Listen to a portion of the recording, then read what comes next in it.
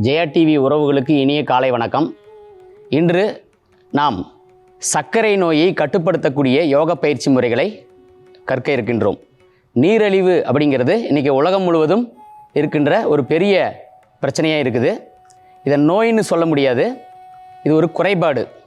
நம்ம உணவு பழக்க வழக்கத்தினால அதை சாப்பிட்ற முறைகள்னால வர பிரச்சனை தான் இந்த சர்க்கரை நோய் அப்படிங்கிறது. அதாவது பசித்த பின் புசி அப்படின்னு சொல்லுவாங்க. பசி எடுத்த பிறகு சாப்பிடணும், முறையான உணவுகளை எடுத்துக்கணும், நார்ச்சத்து அதிகம் உள்ள உணவுகளை எடுத்துக்கணும்.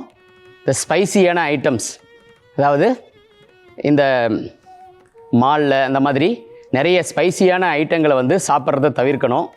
பசித்த பின் நமக்கு முறையான உணவை சரியான முறையில் எடுத்துக்கணும், நல்லா மென்று அரைச்சி சாப்பிடணும். மருந்தென வேண்டாவாம் யாக்கைக்கு அருந்தியது அற்றது போற்றி உண்ணின்னு சொல்லுவாங்க. நம்ம சாப்பிட்ட சாப்பாடு ஜீரணமாகி சத்துக்கள் உடம்புல சேர்ந்துட்டு கழிவுகள் முறைப்படி வெளியேறணும். இப்படி வெளியேறிட்டால் நமக்கு இந்த கணையம்ங்கிற உறுப்பு இன்சுலினை சிறப்பாக சுரக்கும். அதன் மூலமாக சர்க்கரையினுடைய அளவு நம்ம உடம்புல கட்டுக்குள் வரும். அதே மாதிரி மாறுபாடு இல்லா உண்டி மருத்துண்ணின் ஊறுபாடில்லை உயிருக்குன்னு சொல்லுவாங்க. அதாவது எதை சாப்பிடணுமோ அதை சாப்பிடணும், மாறுபாடு இல்லாமல் நம்ம சாப்பிட்டோம்னா நம்ம உயிருக்கு ஊறுபாடு இல்லைன்னு திருவள்ளுவர் சொல்கிறாரு. ஸோ இந்த ரெண்டு திருக்குறள்களையும் நினைவில் வச்சுக்கிட்டாவே இந்த சர்க்கரை நோய்க்கு ஒரு முழுமையான தீர்வாக இருக்கும். அது போக சில யோக பயிற்சி முறைகள் இருக்குது. இதை கட்டுக்குள் வைத்துக்கொள்வதற்கு சில யோக பயிற்சி முறைகள் இருக்கிறது. முதல்ல ஆசனம், நிறைய ஆசனங்கள் இதுக்கு சொல்லுவாங்க. அதில் முக்கியமான சில ஆசனங்களை மட்டும் நம்ம இப்போ கற்றுக்க இருக்கிறோம். முதலாவது ஆசனம் இந்த மண்டுகாசனம் செய்கிறதுக்கு வஜ்ராசனம் சிறப்பான ஒரு ஆசனமாக இருக்கும். வஜ்ராசனம் போட்டுக்கலாம். இந்த மாதிரி நேவல் பகுதியில் இப்படி கைகளை, ரெண்டு கைகளையும் இப்படி அழுத்தி பிடிச்சிக்கிறோம். இப்படி அழுத்தி பிடிச்சிட்டு மூச்சை விட்டபடியே கீழே குனியணும்.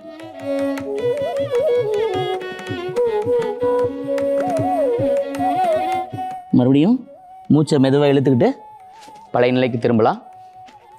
இதுதான் மண்டுகாசனம். அடுத்தது பார்த்திங்கன்னா பத்த கோணாசனம் அப்படின்னு சொல்லுவாங்க. பத்த கோணாசனம். இந்த மாதிரி ரெண்டு கால்களையும் இப்படி இணைச்சி வச்சுக்கணும். இந்த பதங்காசனம் அந்த நிலையில் இப்படி வச்சுக்கணும். ரெண்டு கைகளையும் இந்த கால்களை இப்படி பற்றி இருக்கணும். இப்படி கோற்று இப்படி பிடிச்சிக்கலாம். ஸோ இந்த மாதிரி வச்சுட்டு மூச்சு விட்டபடியே குனிஞ்சி நம்ம சின் இந்த கட்டை விரல்களை தொடர மாதிரி நம்ம பார்த்துக்கலாம்.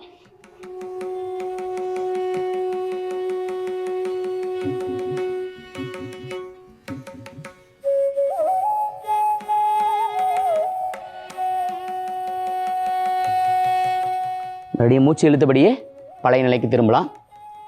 இதுதான் பத்த கோணாசனம். அடுத்தது இன்னொரு முக்கியமான ஆசனம் பச்சிமோத்தாசனம். முதல்ல ரெண்டு கைகளை கொண்டு ரெண்டு கட்டை விரலையும் இப்படி பிடிச்சிக்கணும். பிடிச்சிக்கிட்டு மூச்சு விட்டபடியே இப்படி கீழே குனிஞ்சி தொடலாம். நம்ம இரண்டு கால்களினுடைய நீ பகுதிகளுக்கு இடையில் தலையை வைக்க முயற்சி பண்ணணும். எவ்வளோ முடியுமோ அவ்வளோ குனியலாம். இங்கே பாருங்கள், இப்படி பின்பக்கமாக போயிட்டு இப்படி வந்தீங்கன்னா ஈஸியாக இருக்கும்.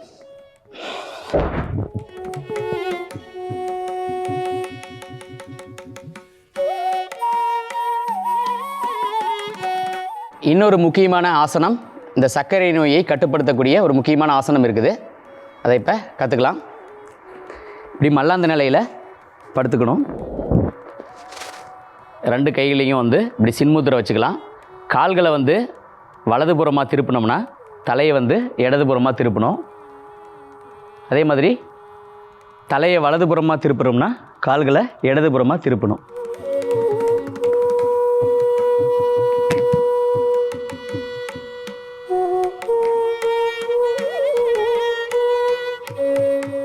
இந்த பயிற்சி செய்த பிறகு கால்களை இப்படி மடக்கிக்கலாம். இப்போ செஞ்சதையே மறுபடியும் செய்ய போகிறோம். கால்களை வலதுபுறமாக திருப்பும்போது தலையை இடதுபுறமாக திருப்புகிறோம். அதே மாதிரி கால்களை இடதுபுறமாக திருப்பும்போது தலையை வலதுபுறமாக திருப்புகிறோம்.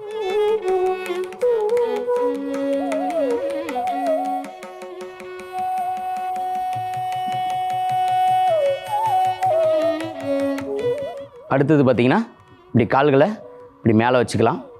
ஒரு கால் மேலே இன்னொரு காலை இப்படி வச்சுக்கிட்டு இப்போ செஞ்சதையே திரும்ப செய்கிறோம்.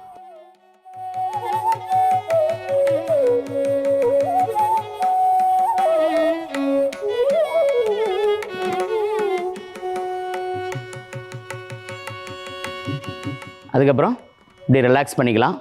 இதுதான் வந்து மகராசனம். அடுத்தது ஒரு பிராணாயாம பயிற்சியை கற்றுக்கலாம். இந்த கபாலபதி ஏற்கனவே நம்ம கற்றுருக்கிறோம்.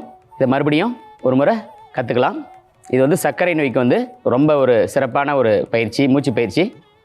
2 கையிலையும் சின்முத்திரை வச்சுக்கலாம். அடி வயிற்றை வந்து மேல்முகமாக அடி வயிற்றை உள்ளே இழுத்து காற்றை வந்து மூக்கு வழியே வெளியேற்றணும். உள் சுவாசத்தை பற்றி நீங்கள் கவலைப்பட வேண்டாம். வெளி சுவாசத்தில் மட்டும் கவனம் வச்சு செய்யணும். இப்போ நான் செய்கிற மாதிரி.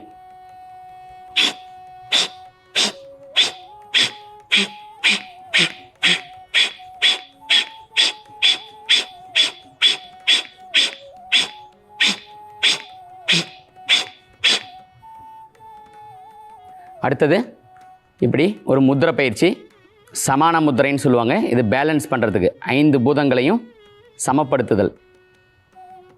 இப்படி கைகளை வச்சு தியானிக்கலாம்.